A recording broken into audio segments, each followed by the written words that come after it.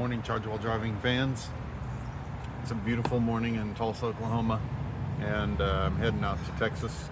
Work calls, so figured I'd do some tests on the generator today on my way down. I just put 3 gallons of gas in the generator. As most of you already know, we've got the Duramax XP 1600 IH. Give you a little bit about the setup here. Got the Emporia charger down there. The generator sits with the control panel off, so it doesn't waste battery, which is kind of nice. Most inverter generators you have to leave on if you're going to, remote start or stop them. I got the remote cable tied into the start-stop button. I'm not using this ATS port yet for some reasons that I'll explain later. The bed port, the remote control, and the J1772. And this generator is so dang big, really don't have to do any exhaust port modification.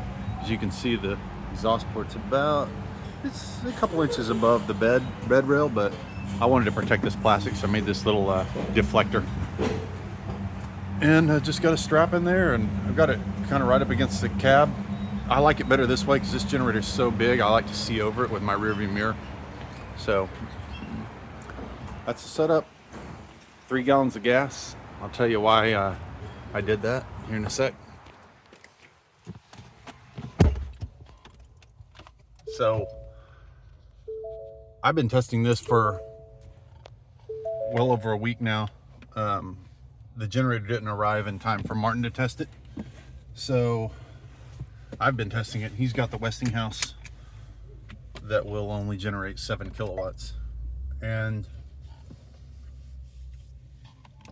I've also made some improvements to the user interface, and Martin and I both have decided to move back to car scanner on a Magic Box, just because the user interface is so much better.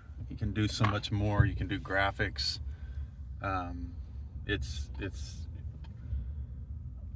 We could still operate everything with Android Auto, normal Android Auto. It's just not as pretty. You can't do the controls as easy. So as far as remote control, start stop manual remote control and auto start stop, all the settings and everything for that, we like to, or we need to play with those a lot while we're developing. So not having the ability to have buttons on the infotainment screen with normal Android Auto is just a pain in the ass, and it's just not as pretty, and it's not as cool, to be honest. So I'm getting ready to get on the highway and start car scanner up. As you can see right now, my dash starting out with 88% SOC, and my truck's telling me I got 219 miles. I think that works out around 2.4 efficiency, which is about what I get around town for around town driving. I've been doing a mix of driving, so, and yesterday was all in town driving, so my mileage is reading a little high. Okay, so start car scanner, and I'll talk to you a little bit about this test I'm doing. So I am testing basically how much it costs to run the generator. I've been running it without regard to how much gas I have or what kind of gas I'm putting in it or anything like that. I have noticed to my delight that I can put any gas in this generator. It's oversized enough that you can put regular ethanol blend gas in it that you can get at any station here in the Midwest, which is awesome. I had been putting only what they call clear gas around here, which is no ethanol fuel, of a mid-grade octane in the Westinghouse, because at some station I put a gas in it that only let me get 5.5 kilowatts out of it. I don't know, I don't remember what gas that was, but I just all of a sudden realized it was shutting off, and the only thing I can fathom is that I put bad gas in it. So I really am happy with this Duramax generator. It doesn't seem to care what fuel I put in it. 10% blend gas is what I've been putting in it, and it's done great. It's never shut off once. It doesn't even sound like it's loaded when it's generating 11 kilowatts. So I'm gonna set the cruise at 70, and then I will start the generator, and I'll show you doing that in a sec. I'm on the highway now, heading down to Texas. So my plan for this run is to generate 11 kilowatts continuously until the gas runs out. I put exactly 3 gallons of gas in it, so I wanted to see how much net power I get out of this 3 gallons of gas, and that will let us calculate how much the energy cost us, which with the Westinghouse I think is around 35 cents a kilowatt hour. So we'll see what the Duramax does. So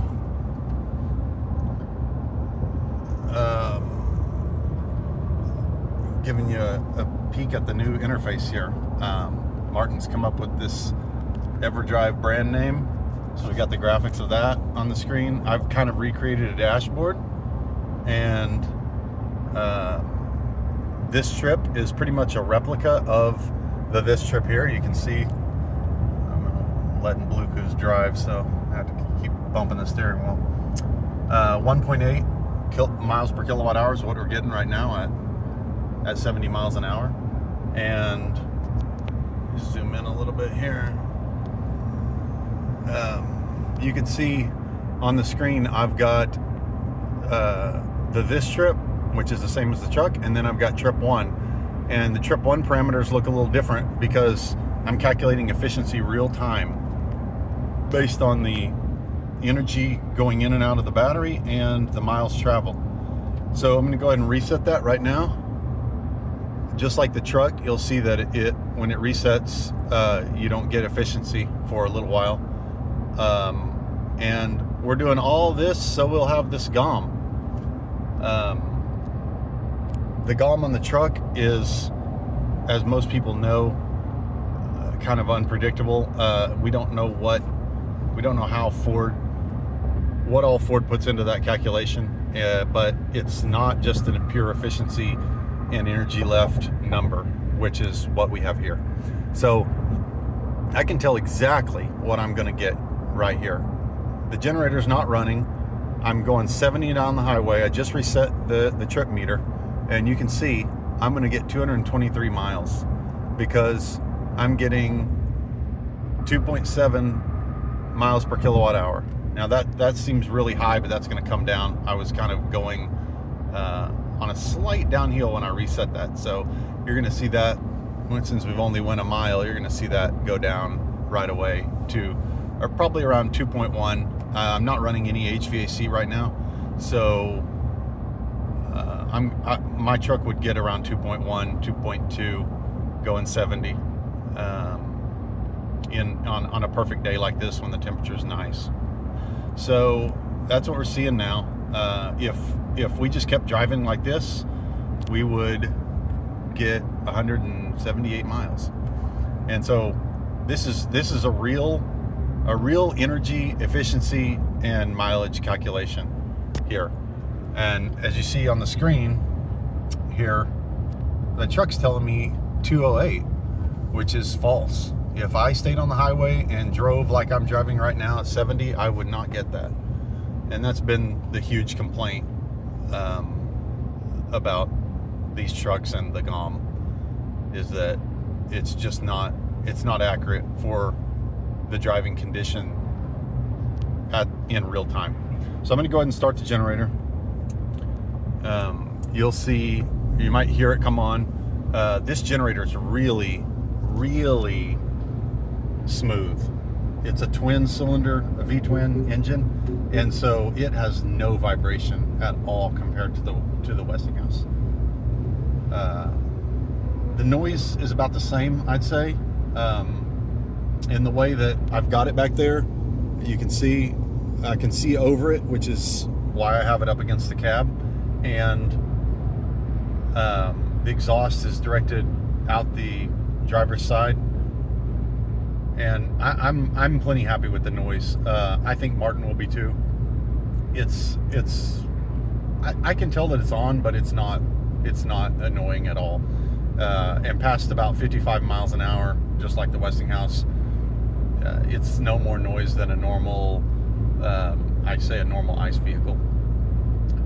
So now that I've got that turned on, I'm going to go ahead and reset the trip one again, and you're going to see the efficiency be way higher. We're generating 11 kilowatts, and this is a net power meter, so this will be the actual power that we generate, the total power that we generate. And when the generator runs out of fuel, I will... Sorry about that earlier. I think I hit one of the buttons on my phone when I was flipping it around. I've got to get some better equipment for recording these videos. Anyway, I want to talk about the factory GOM for a minute. I've been driving for 60 miles, and you can see the GOM tells me I'm gonna get 144 miles of range when the truck's only been driving at 2 miles per kilowatt hour. This factory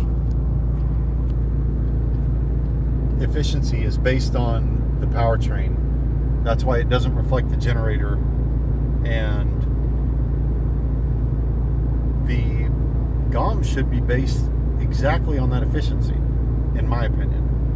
Ford did a terrible job of not explaining how or why the GOM is off, and has led many people astray, either being overestimating their mileage or being way under. The EPA mileage of these trucks, as you know, is 2.3 miles per kilowatt hour. So the GOM is going to be different than that, right? If you're on the highway and you're getting 2.0, then your range is simply 2.0 times the kilowatt hours you have left in your battery. It's as simple as that. And why Ford didn't make the GOM that exact calculation is beyond me. It's caused people to think their trucks are malfunctioning because their range is crap, or caused them to run out of energy because, like me right now, I've got 55 kilowatt hours of energy left in my battery and a mileage of 2 miles per kilowatt hour. That should be 110 miles, but it's saying I should get 142. So if I tried to rely on that right now, I'd be screwed. So let's look at the generator real quick. I've generated almost 12 kilowatt hours of energy, still generating at 11 kilowatts, and I'm getting an efficiency of around 3.25 miles per kilowatt hour, which gives me a range of 177 miles from here. So that's increased my overall range. If I would have started at 100% to well over 300 miles in an SR, that's amazing. That's game changing for me. I travel a lot of short trips, around 200 miles round trip for work. So not having to charge, not having to find a charger or deal with a charger in rural Oklahoma is awesome for me. So everybody's use case is going to be different. That's one thing that's awesome about selling this as a kit. a DIY kit is that we're going to be amazed at what people do with this. I'm already blown away by the amount of people that want to put batteries and an inverter in the back of their truck. I would have never thought that somebody would want to do that, but that's awesome. If people have the batteries and want to extend their range with batteries, that's cool. I want to do it with a generator because I can get gas anywhere, and I can throw the generator in the back of the truck when I take trips, specifically to 200-mile plus trips to destinations around Tulsa. So it's turned out to be beneficial to me for, weekly. So for the time being, I'm going to continue to test it and use it, but I can't wait to see what everybody comes up with for different ways of putting energy into the truck. So I'll do another video whenever this fuel runs out, and we'll see how much this energy is costing.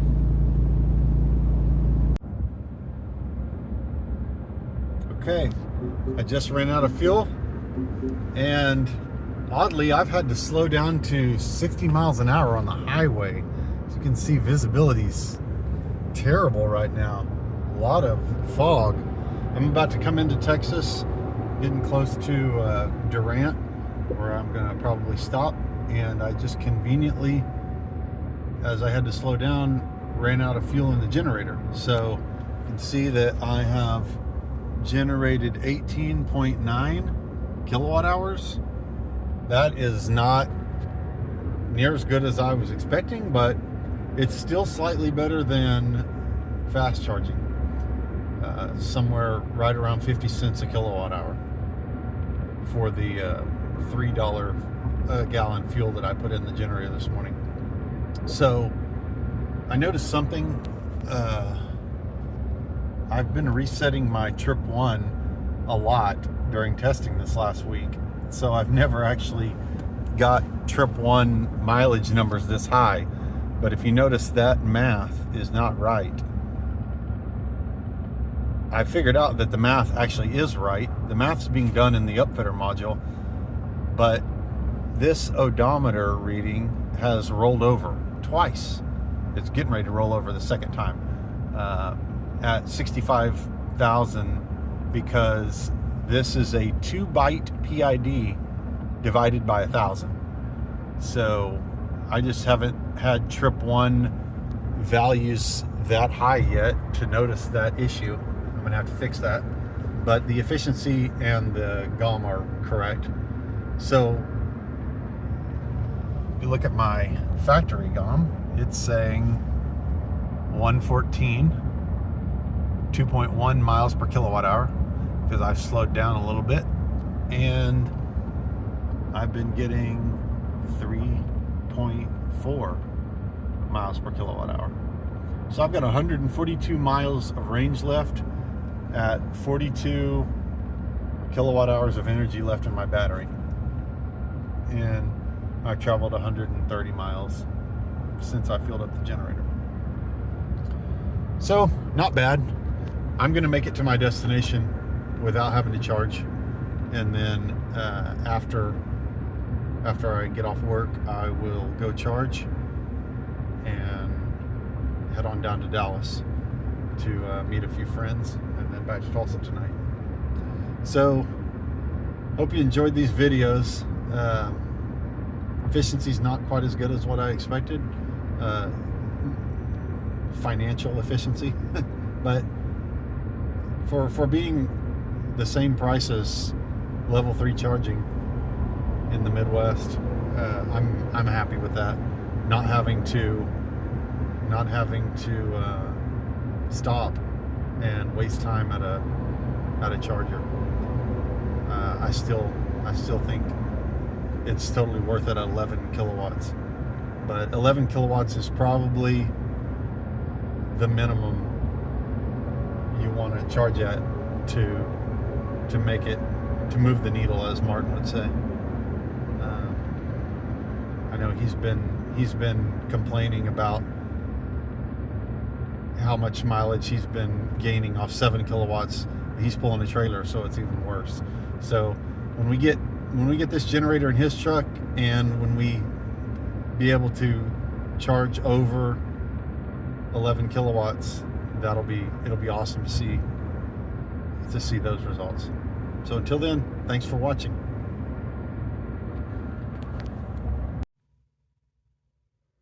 Well, I made it to my destination for the day. I drove about 3 hours exactly, and if I hadn't ran out of fuel in the generator and stopped, I'd have closer to 30 kilowatt hours generated, which is about a third of the battery. So total trip was 3.4. Efficiency, that probably would have been closer to 3.5 if I would have generated the whole time. I still have over 100 miles left at 32% battery.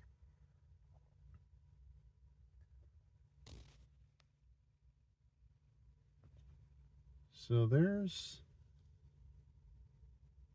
100 megawatt powerhouse. If I could put that power into my truck, I could fully charge the truck in about 5 seconds. But that power is the US government's, and it goes to Texas because of the crazy political grid system that we have in the US. So next step is for me to fix this trip odometer reporting issue and do some more tests. So there's a supercharger just down the street. I'll charge up before I leave today, and I might do some more videos on the way back to Tulsa tonight.